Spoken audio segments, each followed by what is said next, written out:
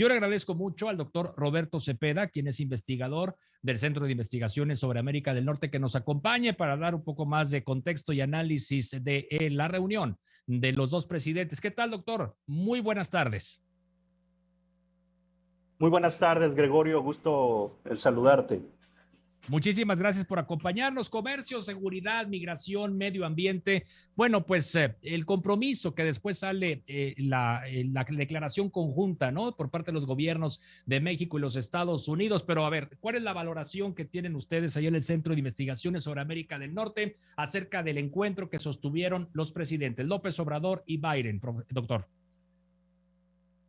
Sí, pues en primer lugar yo destacaría la voluntad de ambos países por mantener un diálogo permanente, por establecer acuerdos y esos canales de comunicación directa entre los más altos representantes políticos de ambos países. Hay una comunicación constante, 3 reuniones en este año y medio de la administración, lo que va de la administración Biden, y el presidente López Obrador, 2 de ellos de manera presencial. Esto nos habla de la relevancia de la relación México-Estados compleja, ¿no? México es importante también para los Estados Unidos, en sus segundos estados de la Unión Americana tienen a México como su primer. Hay canales de comunicación, que hay voluntad de ambos presidentes por tener estos espacios a través de los cuales se logren acuerdos. Y los 3 principales temas que definen la relación entre estos países estuvieron presentes. El tema...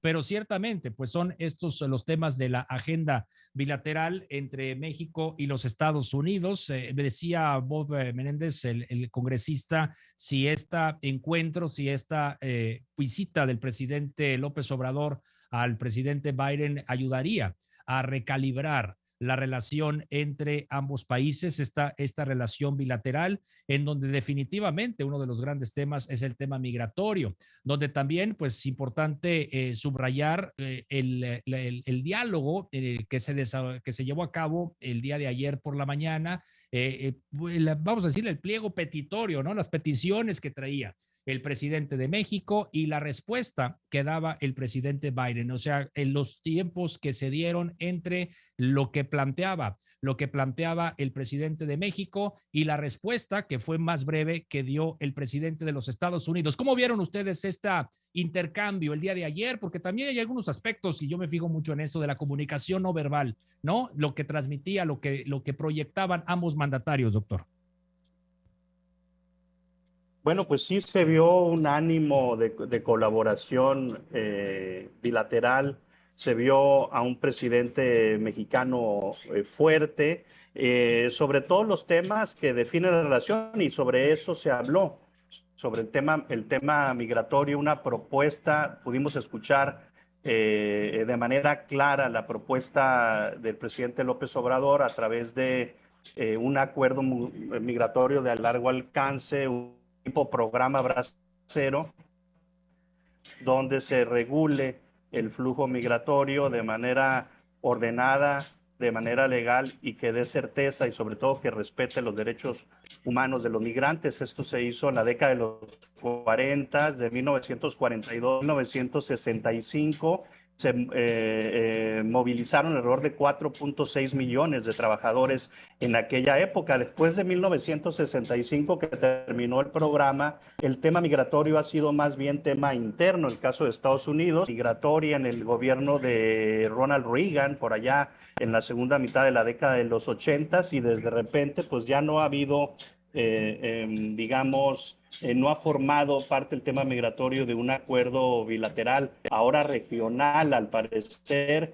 De acuerdo a estadísticas de la Organización Internacional de las Migraciones, del 70% de todo el flujo migratorio responde a temas laborales, ¿no? Es básicamente un tema laboral, sin olvidar el tema de refugio, de asilo político. Entonces, estableciendo estos esquemas de visas temporales de trabajo, se resolvería la mayoría del flujo migratorio, la vida, los derechos humanos de los migrantes. Yo creo que se habla de que lo que se sucedió en el pasado no es muy bueno, sin embargo,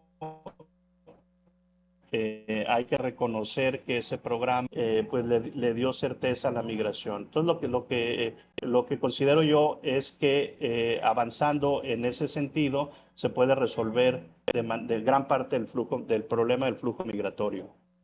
Bien, y mientras tanto, pues también que decía el presidente Biden que no había prisa, ¿no? O sea, es decir, como que la expectativa quizá pudo haber sido que esto daría pie a una reforma migratoria integral, oportunidades, visas temporales o oportunidades de trabajo para cualquier cantidad de personas, como bien lo dice usted, como bien se hacía en el pasado. Esto, pues digo, se mencionó, se puso sobre la mesa, no vemos que esté realmente ya concretándose, doctor, o lo ven ustedes ya como muy factible. Sí, bueno, es un tema muy importante que también depende. Son dos aristas, Gregorio, yo diría. El primero, legalizar a los alrededor de 11 millones de migrantes indocumentados que ya se encuentran laborando en Estados Unidos y darles un cauce legal, una amnistía, que en esto no se ha dado desde Reagan. Se ha prometido la enchilada completa con Bush, el presidente Bush. Con Obama también el tema estuvo ahí, sin embargo, pues no se ha logrado. Ahora Biden llega con una propuesta más humanitaria hacia los migrantes.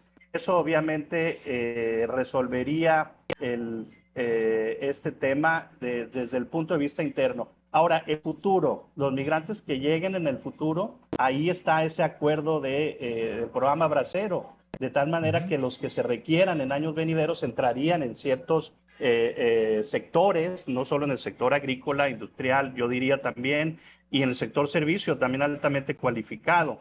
Esto yo creo que resolvería gran parte del problema. Ahora, ¿por qué pide paciencia el presidente Biden? Porque es un tema que también compete al Congreso de Estados Unidos. Es un tema que tiene implicaciones políticas para los diversos sectores.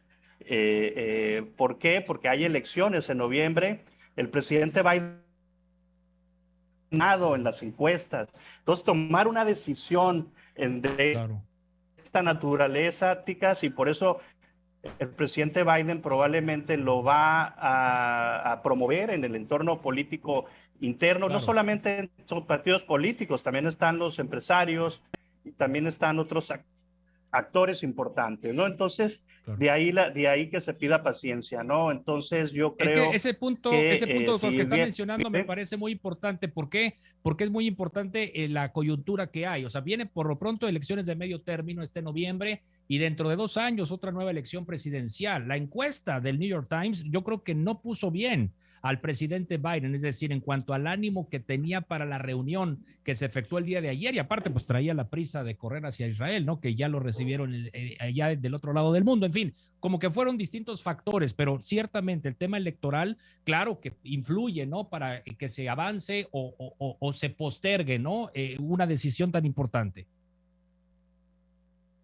Exactamente. Yo diría que de ahí la importancia de que estos temas, si bien forman parte de la agenda bilateral, también tienen repercusiones internas, ¿no? Entonces, el Partido Demócrata, el Partido Republicano tienen diferentes visiones de la migración. Entonces, esto hay que generar un consenso, hay que platicarlo, ¿no? En el Claro. entorno interno, en el entorno interno de Estados Unidos. Yo interpreto así el tema de Biden, de que está pidiendo paciencia, ¿no? Doctor, pues yo le aprecio mucho esta oportunidad y por ofrecernos este punto de vista. Gracias al doctor Roberto Cepeda, investigador del Centro de Investigaciones sobre América del Norte. Gracias y buenas tardes. Gracias, Gregorio. Hasta luego. Gracias, que esté usted muy bien.